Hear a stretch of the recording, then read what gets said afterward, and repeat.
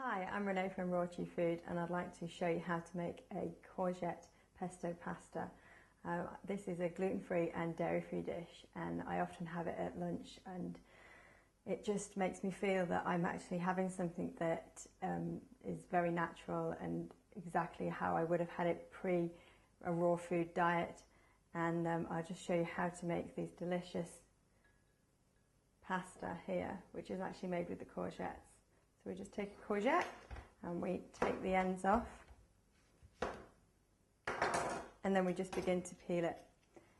Now I actually have a spiralator here, which you can pick up on the internet quite easily, but if you don't have one, you can just simply make really nice strips with your courgette, with your peeler, and then perhaps really what we're looking at is more of a tagliatelle shape strips as opposed to these.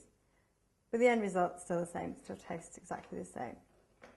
So we peel the courgette and then we just pop it in the spiralator and then turn the handle.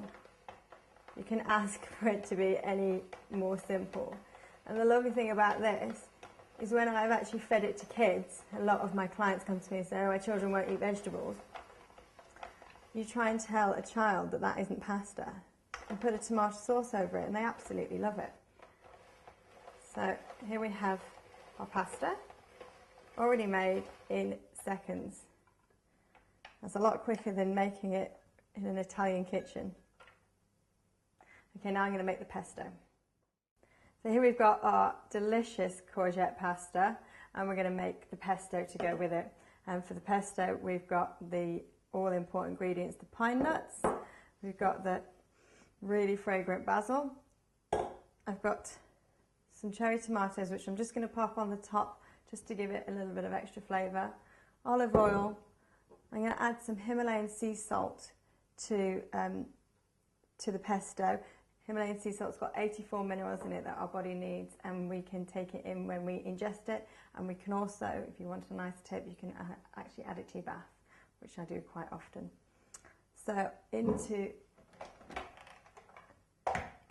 the blender, I'm going to pop my basil. I'm just going to take these stalks off here. So pull the stalks off.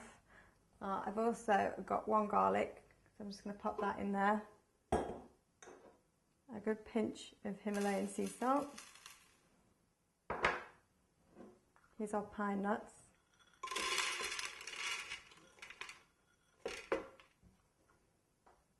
Here we've got nutritional yeast flakes. These are really, really high in B vitamins. There's even traces of B12 in here.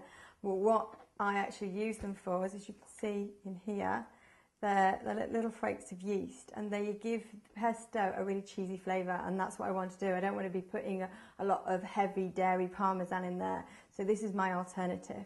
So I'm just going to actually put a good 3 tablespoons in there. And then lastly, the extra virgin olive oil. Many people like their pestos differently. I like mine to have a little bit of a crunch still to it. So depending on how fine you want it, depends on how much olive oil you put in.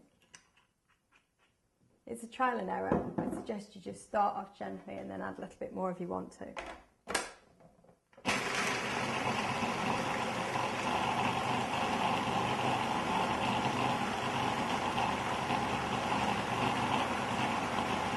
Do is I tip it straight onto my pasta.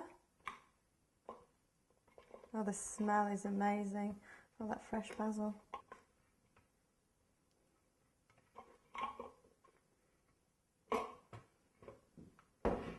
And then, because I'm a chef and I like to get my hands in there, I'm just going to coat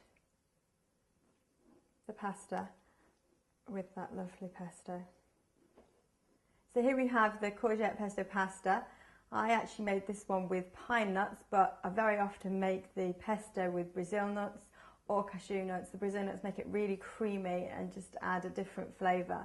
And sometimes if I don't have any basil, I might use rocket. So there's lots of variations. So you try yourself at home, whatever you've got in the fridge, use what you've got up and just make this delicious dish. So I'm just going to try this now.